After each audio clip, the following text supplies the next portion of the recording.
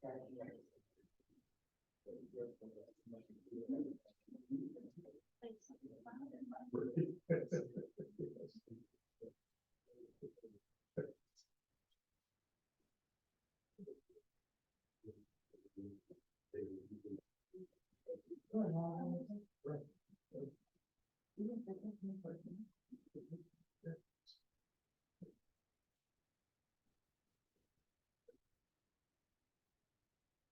we need to do anything now? Are we good? Okay. All right, everybody. Welcome to the Corner Society. Thanks for coming out tonight. My name is Michal Raz, and together with my colleague Bob Riley, we coordinate the Corner Society. I think I say every single time I'm here on the podium, the longest running society in the history of medicine since 1934, with the collaboration of the medical school. We sit in the Department of the Health, Humanities, and Bioethics. This is actually the last talk of the year, and it's a huge honor to welcome Professor Naomi Rogers to the podium. I think many of you know who she is. She is Professor of the History of Medicine at the section of the History of Medicine and the program in the History of Science and Medicine at Yale University, where she teaches undergraduates, graduates, and medical students. She studies 20th century and 21st century history of medicine, health inequities, and social justice.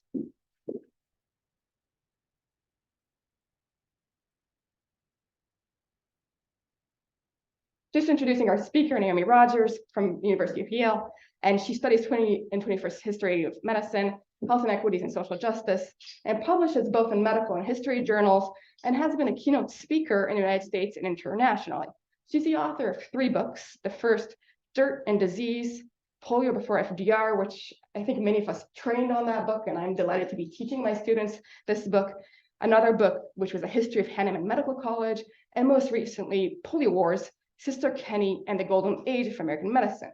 Her current research, which includes her book in progress, which is titled Health Radicalism and the Humanization of American Medicine, examines critics of medicine since 1945, particularly civil rights, consumer, and feminist activists. She's a luminary in the field and has been training a generation of scholars in the intersection of health activism, women's health and history, and I'm proud to say she has been my beloved mentor for many years, so thank you. And also as a professor of history of medicine and a specialist in an epidemic disease, polio, she has been called upon to be a commentator on our current events, including, of course, the COVID pandemic. So it's a huge honor to have her here presenting some of her most recent work, which takes part of from her bigger book project about health activism. And I will just read the title, When the Community Has a Place at the Table, Community Control, Activism, and American Medicine in the 60s and 70s. Please join me in welcoming Naomi Rogers to the Corner Society of Medicine.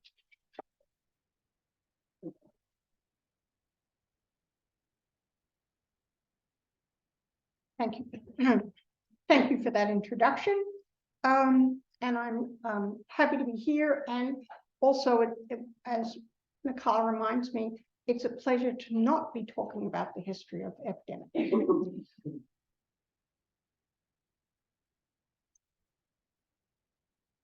So the talk today, I'm going to structure in 4 parts. I'm going to talk about the impact of World War II. I'm going to talk about the civil rights movement and the response to the civil rights movement by health professionals, particularly the Medical Committee for Human Rights. I'm going to move to talk to about student health activists and their involvement in community health activism. And then I'm going to talk about the hope and struggles of community health clinics. So this, as Michal mentioned, comes from a book that I'm writing, and it is sort of chapter 3 from that book. And much of that book is centered in particular around the experience of student health science professionals, especially in the 60s and 70s. So let me begin by talking about the impact of World War II. So physicians and other health professionals, along with ordinary soldiers, experienced social medicine in the armed forces during World War II, which included prevention and equitable access, And I thought I would exemplify this by a song written by Irving Berlin. I'm not going to sing it. For White Christmas, about 9 years after the end of the war, in which Danny Kaye and Bing Crosby sing the song, "Gee, I Wish I Was Back in the Army," in which they put on army uniform to sing this song. And I'm just quoting here from one of the stanzas. "There's a lot to be said for the army. The best of doctors watched you carefully. A dentist and a clerk, for weeks and weeks they'd work. They'd make $1,000 job and give it to a jerk. Gee, I wish I was back in the army." One of the other critical influences of World War II is that veterans believed, and many hoped, that they were fighting fascism and racism abroad, and that they would come home and fight racism at home. That in fact, they would come home and help to create a transformed American society. And particularly Black and Jewish veterans who worked together often protested discrimination, racism, and anti-Semitism. And here I just want to sort of illustrate this. Here's an ad for a physician's position from the California Medical Association that just states quite comfortably Gentile preferred. Here's a picture of one of the earliest classes of the Einstein Medical College, which opened in 1955, the first medical school in 100 years to open in New York City, deliberately in order to address the quota system of medical schools, both in New York City and around the country. And for many Black veterans, they had fought on the basis of what was called double V, victory abroad, victory at home. And of course, in 1954, there was this great hope and excitement about Brown versus Board of Education, which was premised on the work of Black psychologist Kenneth Clark and his work with children and white and Black dolls. So veterans were not able to create this ideal world. But nonetheless, you do see the significant emergence of the civil rights movement. And you see really shocking moments of violence against civil rights protesters by whites, including white police and state troopers, often directed by mayors and state governors. And you also see some violent outbursts by communities of color. And I just wanted to exemplify this here. 4 girls killed in the Birmingham church bombing in 1963. 3 Freedom Summer volunteers murdered in Mississippi in 1964. And the Watts riot of 1965, with over 1,000 injured and over 3,000 arrested, as well as 34 deaths. Many people were horrified by this level of violence against civil rights protesters. And this included many nurses and physicians. And by the early 1960s, a number of them came together in order to try to set up an organization that would send money and also encourage courageous individuals to travel south, to go into communities where the civil rights workers were protesting and provide medical assistance to them, and also what was called a medical presence, which meant showing up in formal attire, maybe a suit, sometimes with a waistcoat and tie.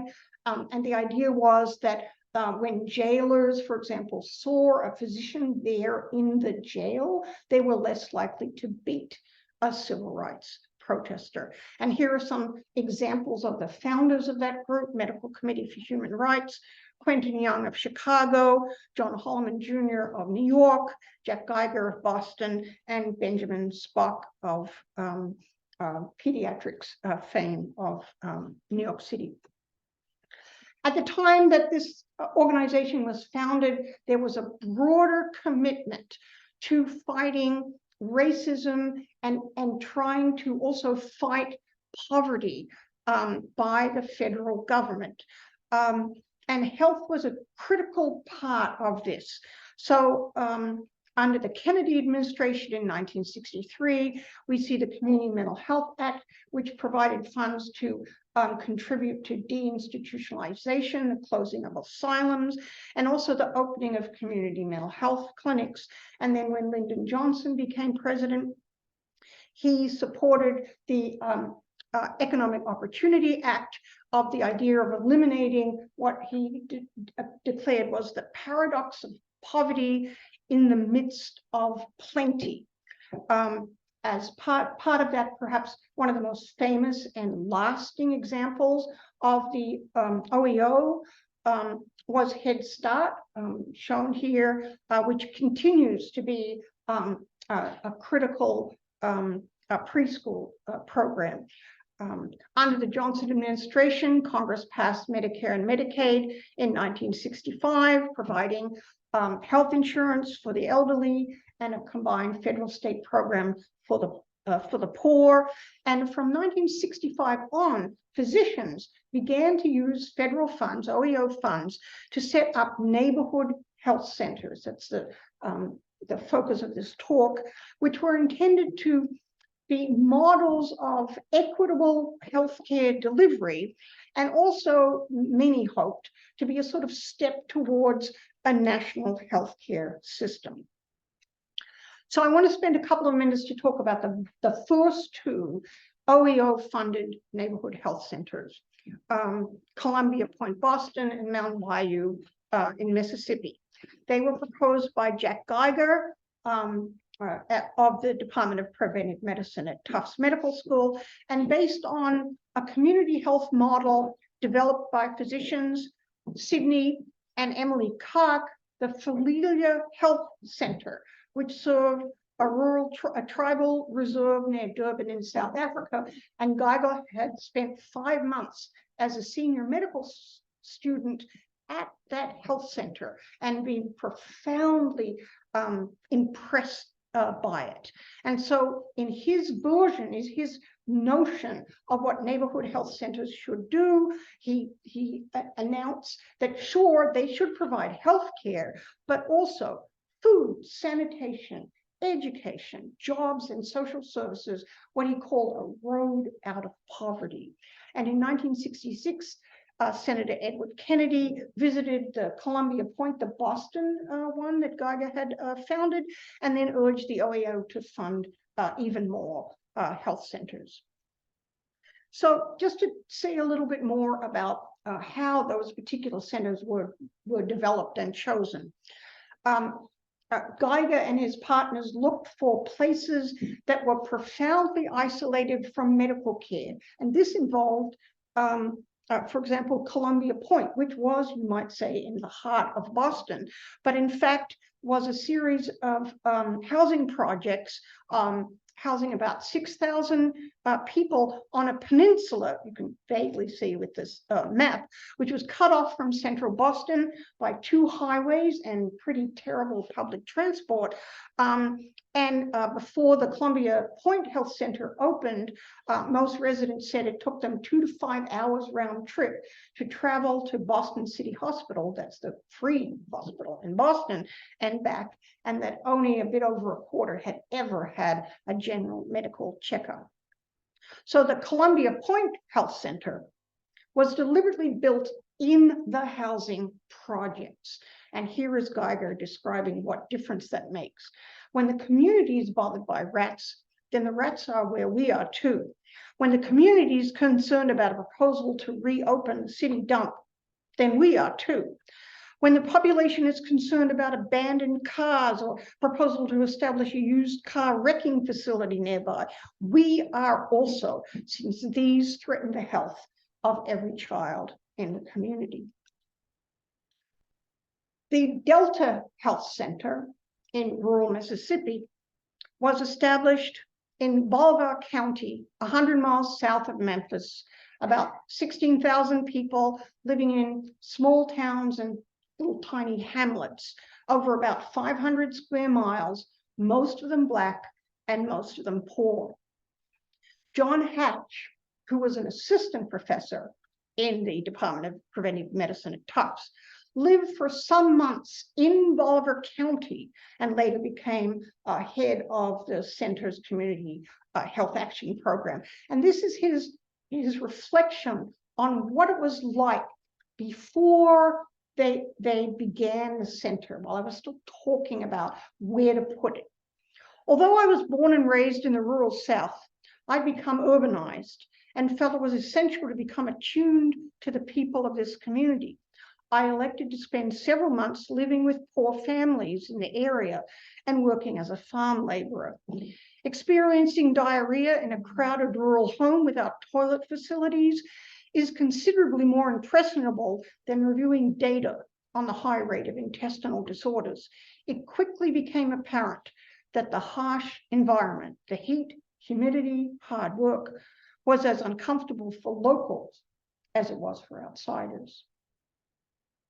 Community medicine, indeed, became a professional field for physicians and nurses. And I just wanted to give you Victor Seidel as an example of that. He began work in Boston, where he graduated from Harvard in 1957 in anti-nuclear weapons activism, and then moved to community health hospital programs, community medicine teaching and research. He became the head of the Department of Social Medicine at Montefiore in New York City.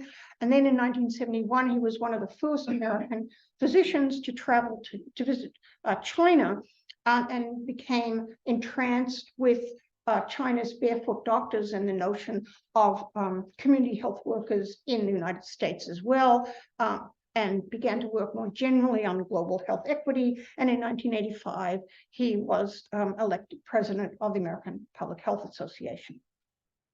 So now let me turn to talk about student health activists. A few medical students went to Alabama and Mississippi to work with civil rights groups and the Medical Committee for Human Rights. Fitzhugh Mullen, a medical student at the University of Chicago, spent the summer of 1965 in Holmes County, Mississippi, and set up a local health association. And he is one of the few physician activists who wrote an autobiography of his experience as a medical student, as an activist, and as a young physician, called White Coat, Clenched Fist. But for most medical students, their Mississippi was the city hospital. Most medical students were white, middle class, mostly men, and their main experience with the medical profession was a private pediatrician. And they were shocked when they came to medical school and in their third year began clerkships in teaching hospitals, often city hospitals. And they began to question the broader presentation of American medicine. And they looked at the depiction of physicians on TV, for example, Dr. Kildare, Marcus Welby, in which an older, white, genial guy helps a younger, well-meaning white guy, and within 50 minutes, they solve a medical problem of any patient, no matter what race, ethnicity, man or woman. Was this depiction true? Many young students began to ask. So they returned back to medical school, burdened by the recognition, this is the voice of one of them, of the moral barrenness of the American health establishment, its educational process and systems of delivery. And in 1965, a group organized the Student Health Organizations, SHO, deliberately referring to the WHO, with the first national meeting in Chicago of 65 students from 25 schools. By 1968, there were SHO branches in 40 states, with around 60 newsletters. Student activists focused on community health as a way of remaking medical education and also healthcare. And Bill Bronson and Michael McGarvey, who wrote a treatise in 1967 as part of a conference on radicals in the profession, argued, like modern universities, health schools must be responsive to the crises in community health and social justice boiling in every community. The most successful part of the SHO's work was their establishment of summer student health projects, which began in 1966, funded by the OEO. The idea of student health projects was to make medical teaching and medical practice relevant and responsive to the community, to humanize the medical provider, to turn public health, which is considered a very boring part of medical education, into community medicine, and to help students get a first-hand exposure to the health problems of the poor and a glimpse of what the health system looked like from the bottom up.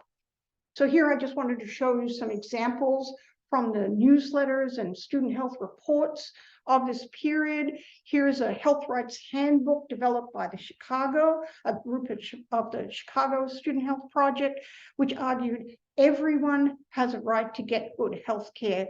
This booklet is to try to help you get it. And here is a newsletter from Einstein's SHO group, which included articles on Alabama and Mississippi, Negroes in Southern hospitals. That was an article about medical students who joined federal agents and traveled to the South in order to check on Southern hospitals that claimed that they had desegregated in order to get Medicare and Medicaid certification, but in fact lied. And you can see other issues, some with the poor, a view of rural medicine, and so on. There were a number of radical thinkers who influenced student activists. I just want to highlight here two. Saul Alinsky, a colorful Chicago community activist and theorist, who used to say, don't talk ideology, talk issues. Never let a good crisis go to waste.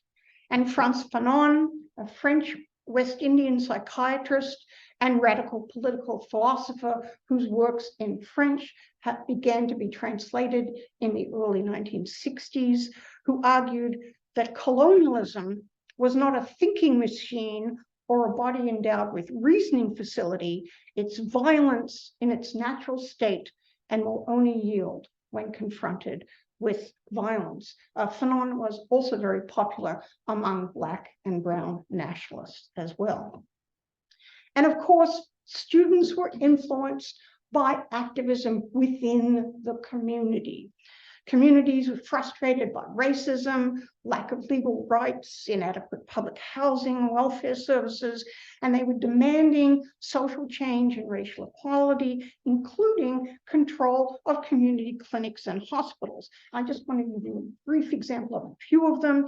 The National Welfare Rights Organization, founded in 1966, which demanded that welfare payments provide an adequate income and that welfare recipients be treated with dignity and allowed a democratic participation in welfare policies that affected them. The Third World Women's Alliance, which was a group of Black and brown feminists protesting sterilization abuse, high infant mortality, welfare inequity, and low-wage work, and also developed the notion of what they called triple jeopardy, which was an understanding of the intersectionality of race, class, and gender.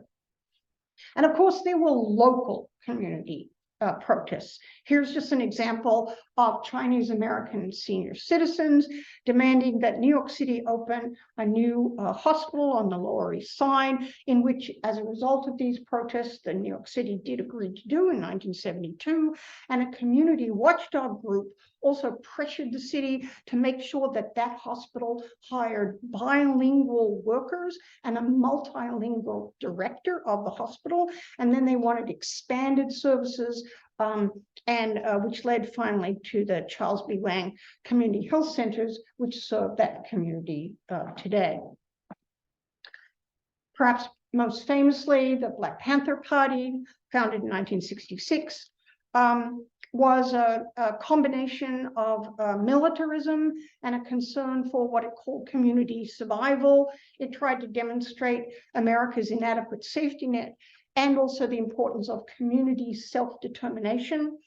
The Black Panthers began to serve free breakfasts to school-aged children in 19 cities around the country, and also set up many free health clinics. And the idea of this was to talk about the kinds of issues that were seldom talked about in America: hunger and poverty.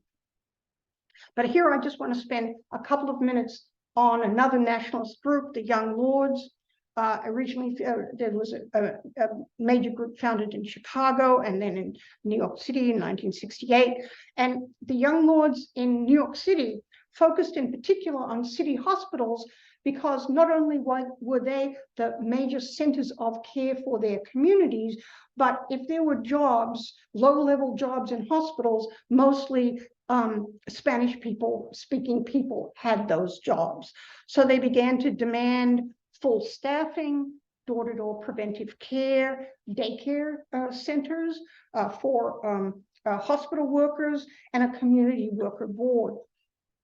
And here I'm just illustrating some of the elements of the Young Lords' health activism: a garbage offensive, which demonstrated the appalling lack of sanitation services in Spanish Harlem; a lead offensive, where Young Lords went from door to door looking at children and urging parents to get them checked if they looked like they had symptoms of lead poisoning; the liberation of a New York City Health Department X-ray unit, that's the truck there, in order to provide TB testing; and in 1970, the takeover of Lincoln Hospital for 24 hours, so very quick takeover, which included raising the Puerto Rican flag and a banner proclaiming the People's Hospital, demanding better care, improved conditions, and patient and workers' rights, and charging that the hospital was only a butcher shop that kills patients and frustrates workers from serving these patients. And here you can see a depiction of Lincoln Hospital as a butcher shop. And I want to spend 1 more minute on Lincoln Hospital. So in July 1970, actually after the takeover, there was an abortion death. Carmen Rodriguez died of abortion mismanagement. She'd been treated at the hospital for rheumatic heart disease, but when she came in for an abortion, the gynecology intern performed a saline infusion abortion, which is counterindicated if you have rheumatic heart disease. She went into a coma and died 4 days later, and did not check her chart. He did not check her chart. So the Lincoln Collective, which was a group of radical doctors at Lincoln Hospital, made this story public and organized the first, perhaps the only, People's Clinical Pathological Conference. This was an open community meeting in which Rodriguez's treatment was defended by the hospital's OBGYN staff and attacked by community activists as a result of a malicious medical system. And they pointed out that the punk who was treating her was a student affiliated with Einstein Medical School, which assigns inexperienced students to learn medicine by practicing on our people. As a result of these community protests, the head of OBGYN at Lincoln was forced to resign, and the head of pediatrics at Lincoln was forced to resign, and he was replaced by Helen Rodriguez, no relation, a supportive Puerto Rican physician who later was one of the founders of a group protesting sterilization abuse. So let me say a little bit more about what neighborhood health centers, what people hoped they would be, and what they sort of ended up being. So the idea was that they shouldn't be seen as a satellite. And the argument was that the medical profession puts a hospital at the center of the healthcare system and sees community clinics as a sort of satellite. But from the community's point of view, this was exactly backwards. The health center is the primary source of care, and the hospital should be the less frequently used special purpose satellite. Further, illness was more than just what you treated in a hospital or clinic, more than just inpatient care. That the health of a community would not be improved just by having each resident have 5 visits by a physician, even if they were high quality visits. That other elements affecting the health of the individual must be dealt with: diet, housing, accidents, sanitation, narcotics, alcoholism, drugs, the educational system. And that clinics had the possibility of modeling new practices. We must no longer send our patients back fundamentally unchanged in attitudes, behavior, or knowledge, said one promoter, to social and economic environments also unchanged, that will overwhelmingly contribute to recurrent illness. As if we were treating cholera with antibiotics and returning the patients to have another drink from the Broad Street pump. And there's a replica of the Broad Street pump in London. Students as well recognized the profound differences between hospital care and the hope of community clinic care. Hospitals were seen as the place of last resort for patients who had few resources for any kind of medical care. The upper floors of many hospitals had well-furnished private rooms and modern facilities, but on the street level in the basement was the outpatient department with hard wooden benches, long waiting times without the option of appointments, and poor care offered by medical students or interns. Further, there was no respect offered those patients. For medical students, the outpatient department was a wonderful opportunity for clinical experience, which reflected their teachers' low regard for those patients. Students, in fact, were taught to expect gratitude and deference from their patients. A clinic was intended to be the opposite of this. It was supposed to be open, responsive to local needs, providing efficient and humane care, not isolated, but in the heart of a neighborhood and connected to other social services. There'd be no basement, no hard benches, no hours of waiting, and no disengaged practitioners. So the OEO required that for every group that set up an OEO-funded program, including neighborhood health centers, that there must be a responsive mechanism to the community. And this was defined that projects themselves should be developed and administered with the maximum feasible participation of residents. I just want to say that that was deliberately ambiguous. Maximum of what? Maximum what? Feasible as judged by, and participation, of course, it doesn't tell you who it is, who should be participating. So all neighborhood health clinics had community advisory boards required, which were so much not like hospital trustee boards. But the question was, who was a community representative? Was it well-intentioned local middle-class people like teachers and ministers and funeral directors? Or was it young people, working-class people, even maybe young radicals in berets and jeans? And community clinics struggled with that question. In addition, once boards were established, they were surprisingly feisty. Many of them demanded real planning control. One, for example, said they wanted immediate end to any health construction in their neighborhood before it had been assessed by the community board. And the other way we get a sense of the ways the community felt about that is that a number of physicians writing about this talk about what it is members of the community said when they came and said, we should do this, and of course, we'll do it with you. So here are some quotes from the literature on neighborhood health centers. You're going to let me provide the illnesses, and you're going to run the services. The board's merely a bunch of puppets on a string, and the medical school's going to run everything in its own way. Just go build your health center and leave us alone. But I do want to say that communities had high expectations for neighborhood health centers. They did want a facility that would provide health service humanely and effectively. They also wanted community health centers to be a place that trained and hired local people so that they could get a stable income and upward mobility, perhaps the promise of entering the expanding healthcare industry. That hiring should be judged by job performance and a commitment to the community as judged by the community. They also believed that these centers would be part of a rethinking, a decentralization of health services. For example, maybe they would establish block health offices who would be responsive to the community board and maximize the visibility and accessibility of a range of services.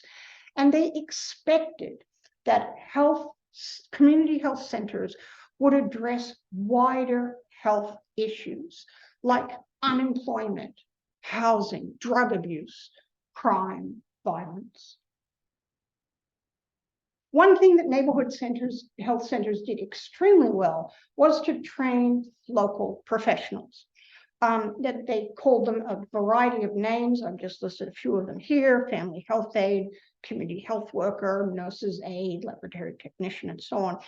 Delta Health Center in Mississippi went further than just that training and also offered high school and college courses to interested residents and then helped them attend medical, nursing, social work, and public health schools and get credentialed as medical professionals. And many of them then returned, not all, but many of them returned to Mississippi to work at the Delta Health Center. And now physicians were not super comfortable with this.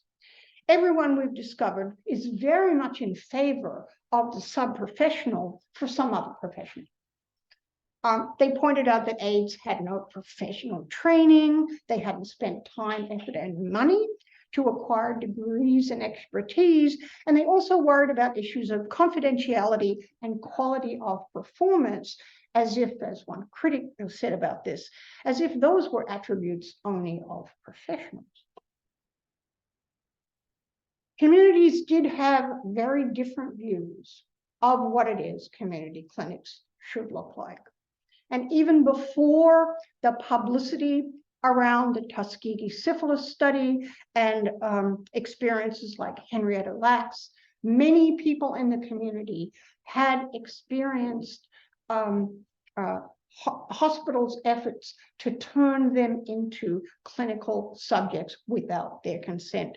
And so you won't be surprised that many community boards said, in our clinic, there's going to be no medical research, no experimentation. A number went further and said, and we're not even comfortable with this as a site for medical training because medical students don't provide quality care, and there's a sort of aura of experimentation that accompanies their training.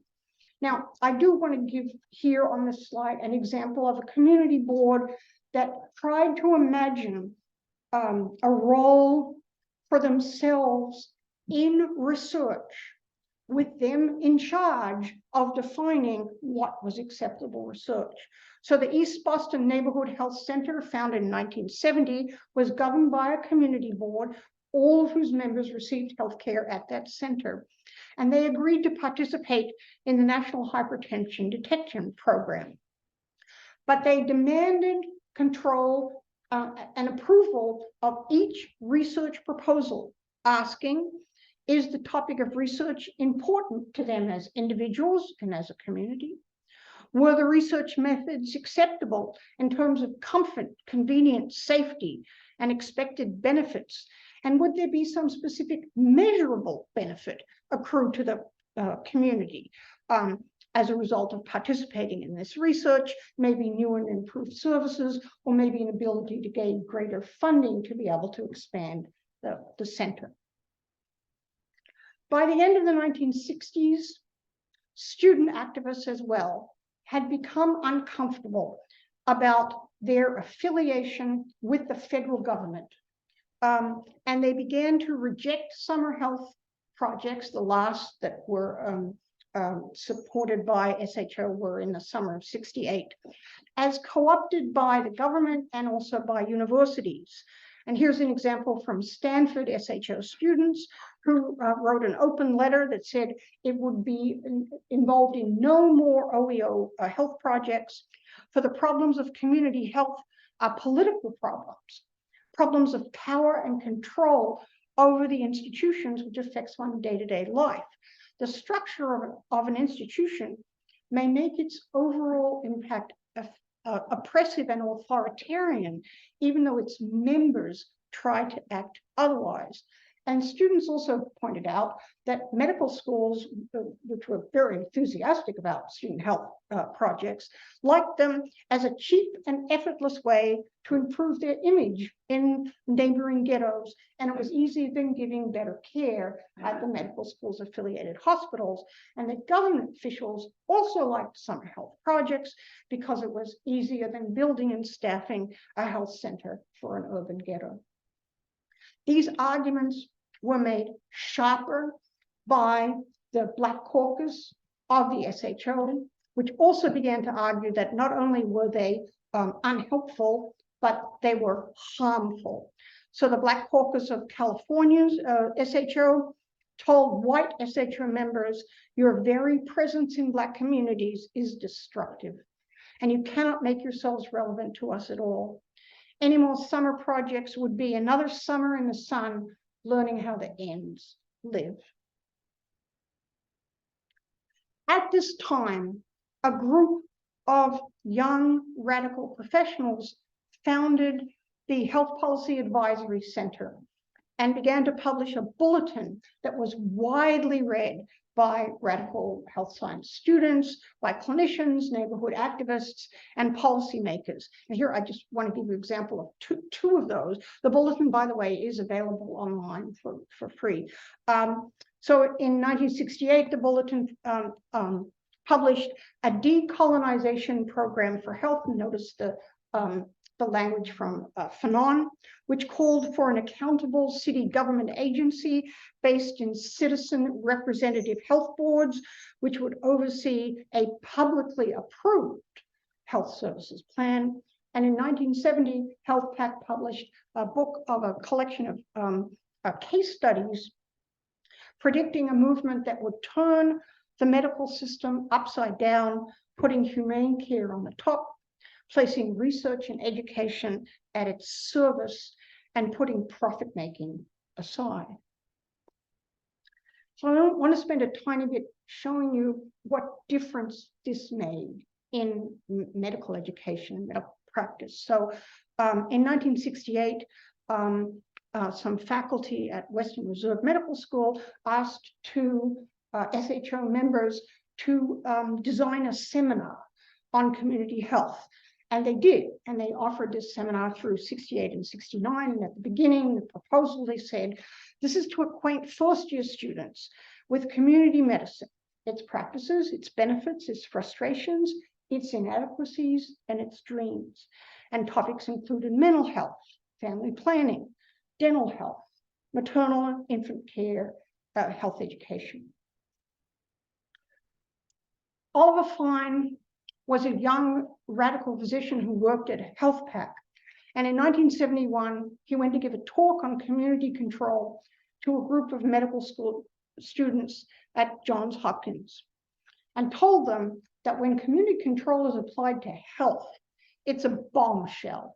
It shakes the foundation of American medicine's elitism, hierarchy, male chauvinism, and racism. I'd like to point out here that this is one of the first times that you also see parts of the feminist movement emerging in health policy radical commentators. Fine quoted Fanon, "The doctor who arrives is never a native doctor, but always a doctor belonging to the dominant society," and argued that community consumers have the right to hold medical professionals accountable. And indeed, there's ample evidence, he argued, to show that the medical profession could be enriched rather than hampered when this happened.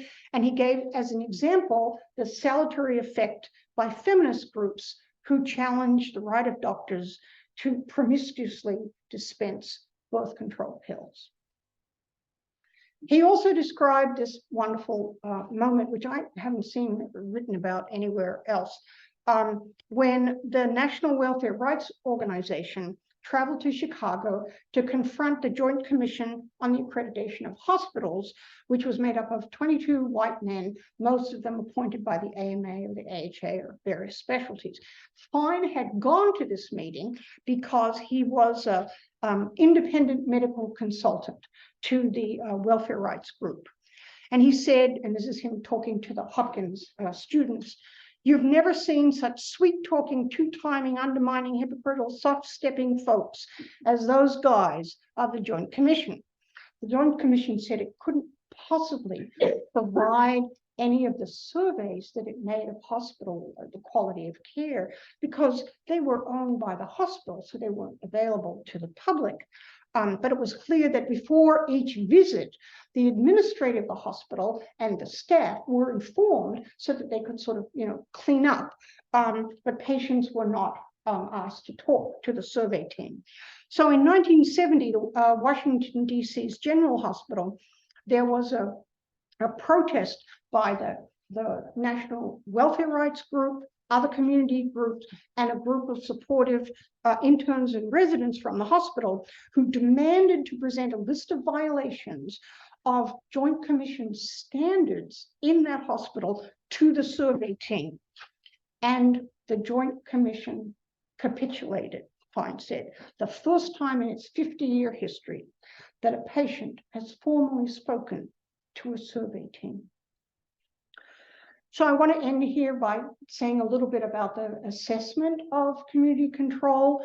A number of radicals argued that really, in order to think about community controls, you needed to think about who controlled health policy. And Steve Jonas in 1971 argued that it was actually the president, Congress, governors, state legislatures, mayors, city council, and the people they listened to. Industrial leaders, bankers, heads of major universities, foundations, and so on. They're the ones who control the health services institutions. In fact, fighting for community control might actually be retrogressive.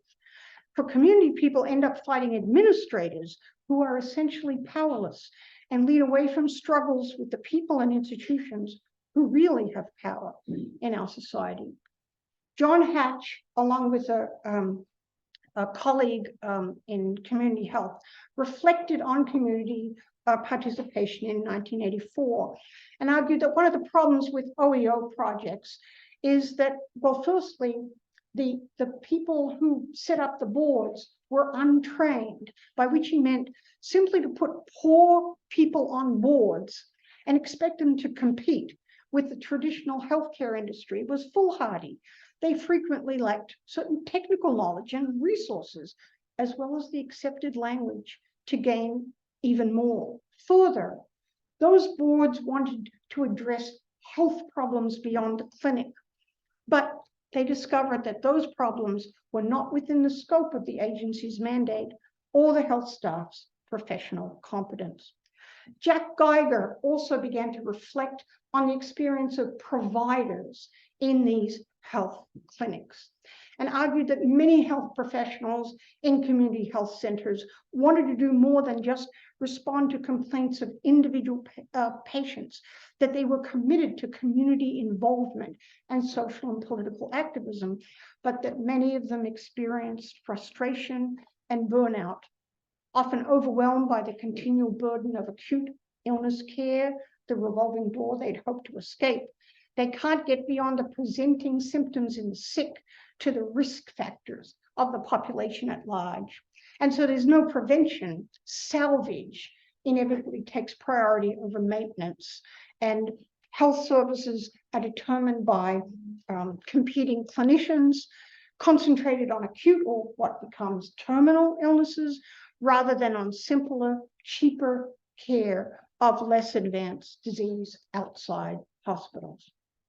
So to conclude, the experience of World War II led veterans to hope for a community-oriented, government-supported healthcare system, and that medical professionals and institutions would reject widespread discrimination and racism.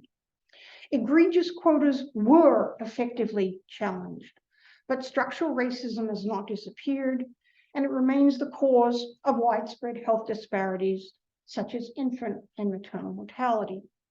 In the 1960s and 70s, liberal professionals had high hopes for government-funded community health centers, but they were shocked by the demands of angry and frustrated community activists for control over planning and priorities, and by the refusal to allow medical teaching and research. Divisions within communities worsened struggles with professional staff and government officials. Today, federally qualified health centers, as community health centers are known, all have community advisory boards. But the effort to establish an expansive view of health and a commitment to social medicine remains elusive. Although I do want to end with a depiction of Florida medical students in 2020 who were members of White Coats for Black Lives, health science response to Black Lives Matter, established in 2014, that seeks to dismantle racism and fight for the health of people of color.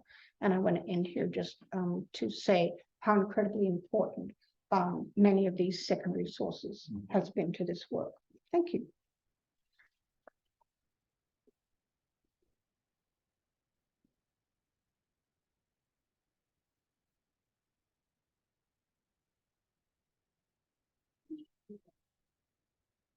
Well, thank you so much for this amazing talk. I'm going to pass the microphone around for questions because we're recording and we have people on Zoom. And I keep calling people on Zoom and then bring the microphone. Okay.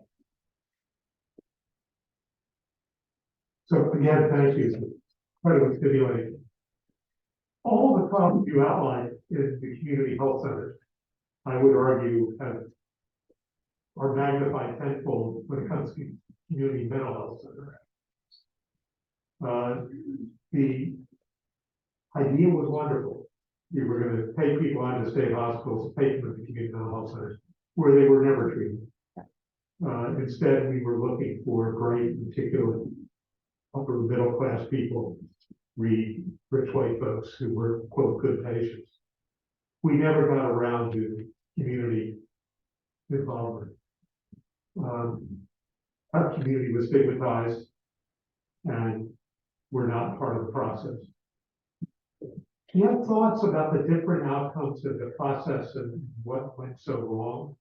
Oh, that's a wonderful question. I have published a little on community mental health centers, and I agree that they were really sources of even greater community tension. Firstly, there were a lot of fights within communities about what to do with mentally ill people, and not everybody in a community saw them as just simply needing treatment and help. Some of them had been comfortable with them being isolated and far away.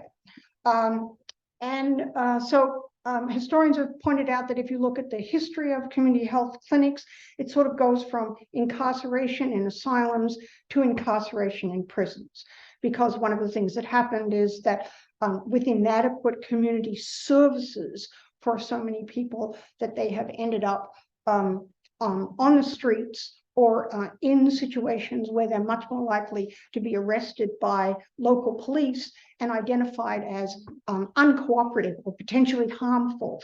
And it's very interesting that a number of, almost all the recent debates around shooters in gun violence incidents mentions that they have mental health issues, right? So there is this very, I don't want to say that that stigma has gone away. It absolutely has not. No, you're absolutely right. Oh, sorry, introduce myself.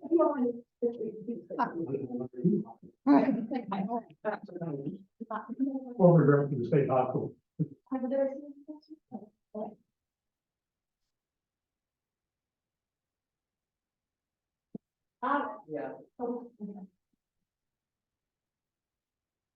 Hi, I'm Brenda Field, Associate Professor of History.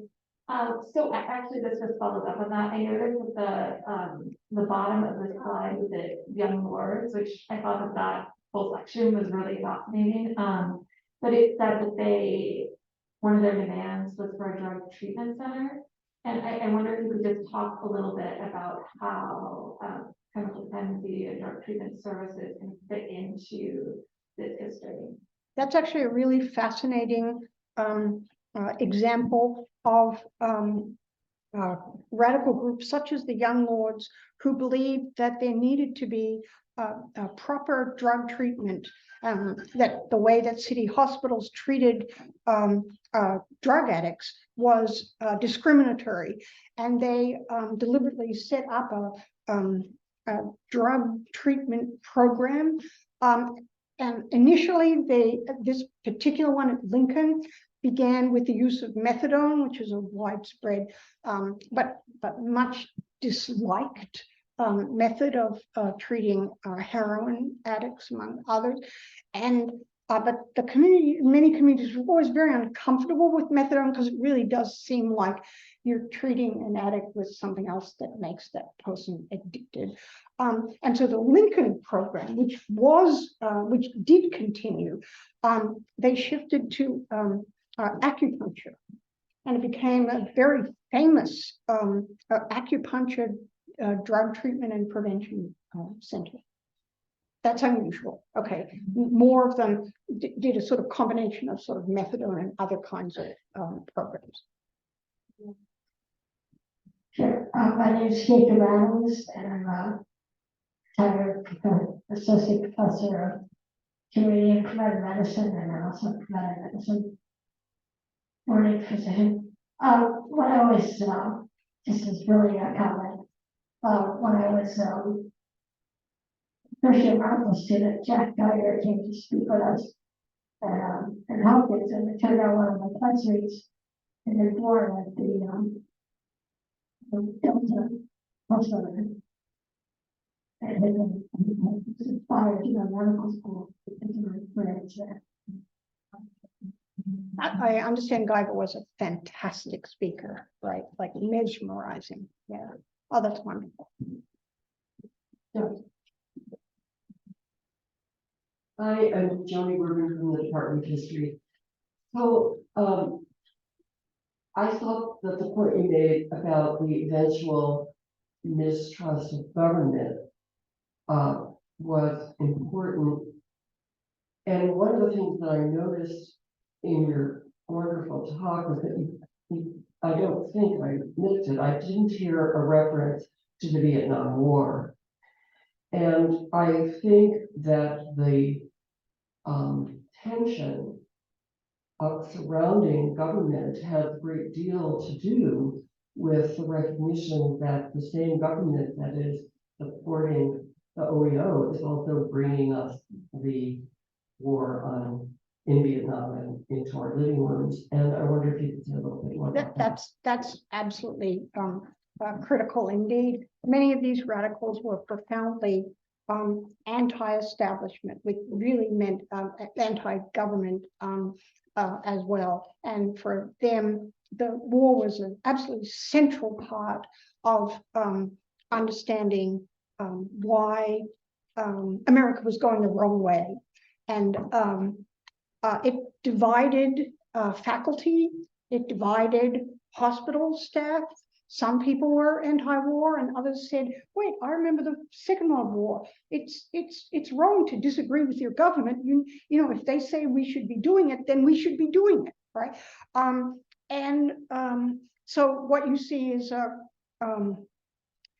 profound anger with Lyndon Johnson, who's trying the guns and butter policy, which of course doesn't work for the butter part, right? Or the welfare part. And then there spills into Nixon. This is before Watergate. There's already a sense that they don't trust presidents. And just because it's a new president, they're not going to buy this either. And it really leads to a profound sense that there's really nothing that government can do well. And of course, when the new right emerges in the late 1970s, they agree with that. Hi, thank you so much.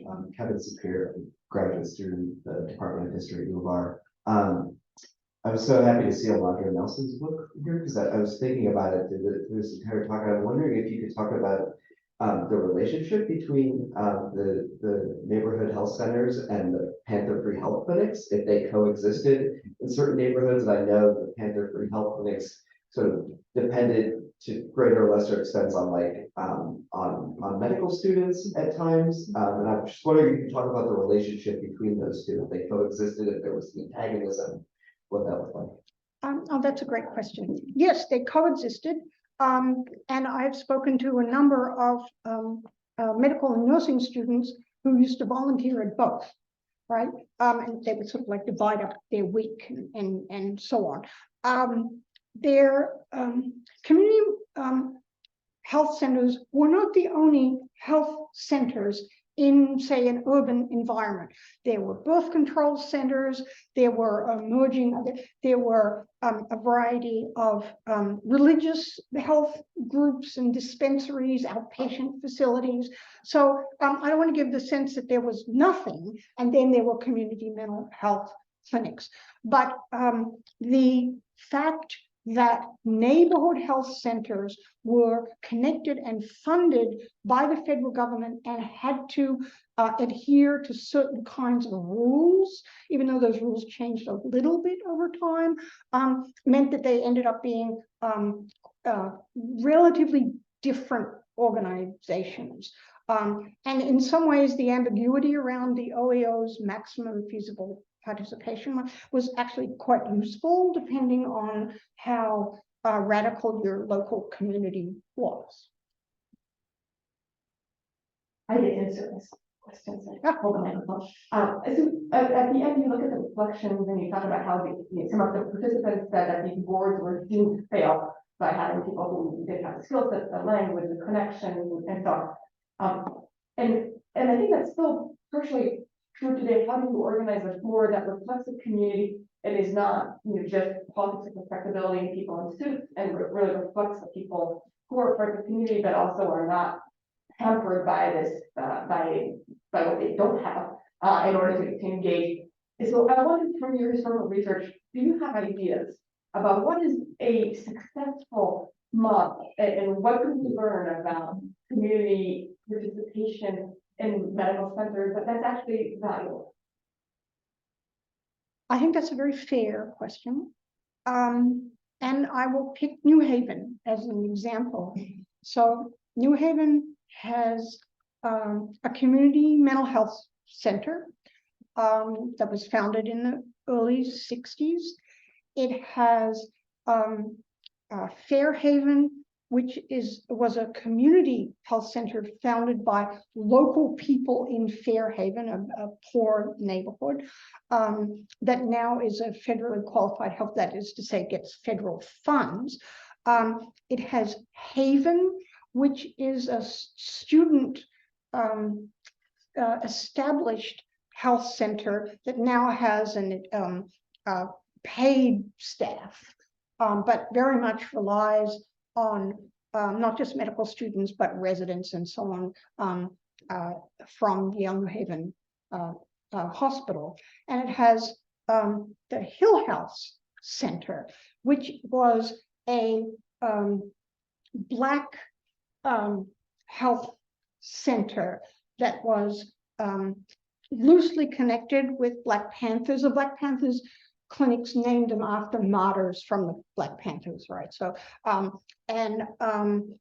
it has a very clear sort of community ideology, and it also gets funding from the state and from the federal government. So, what is it that makes these centers work?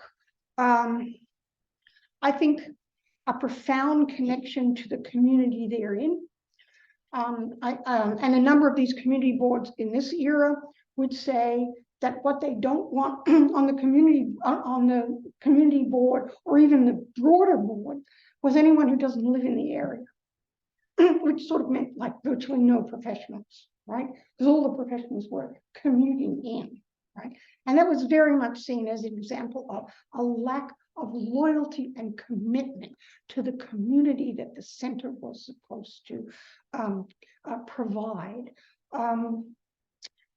I would say one of the most, I've had a student who wrote a history of Fairhaven, and he argued that actually one of the reasons that it lasted was the support of Yale's nursing school that sent a variety of nurse practitioners, nurse midwives, students, and so on, who really just did a lot of the work, including work that they were not paid for, until finally it managed to get resources to pay them. So maybe it also depends on certain kinds of health professional communities. That might be another reason. I don't know. Before I wrap up, I'm just going to see if any of the young people want to ask questions. Okay. All right, so thank you so much, Naomi, for an inspiring, fascinating lecture. And before we close, I want to thank you all for participating in this season of the Corner Society. This is our last one. We'll be back in September with a new lineup of speakers from out of town and local. So thank you for belonging. If you want to give your email address, please come and see me. If you have a budget account for research, please feel free to join our membership. That is by dues. That is not required in any way that can join here. But if you do have a research account, you're welcome to throw some money anyway. I want to thank Mr. Von Riley for all his work with this. I want to thank Susan Lincoln from the Architecture Academy, our partners here, who have been hosting us, and the support of the many departments, including primarily health and humanities, bioethics, as well as Department of History that makes this happen. And thank you so very much, Mayor Rogers, for a fascinating talk. I hope everyone joins us for a light reception, and you might be able to ask me a couple more questions or thank you all. Please join me in thanking my members.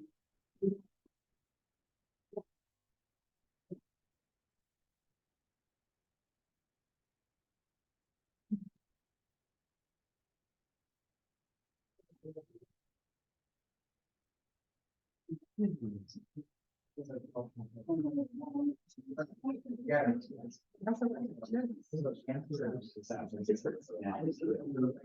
just want to say that I got the contract in 5 years of this. You turn it off, right? It was all going. Never saw it. No,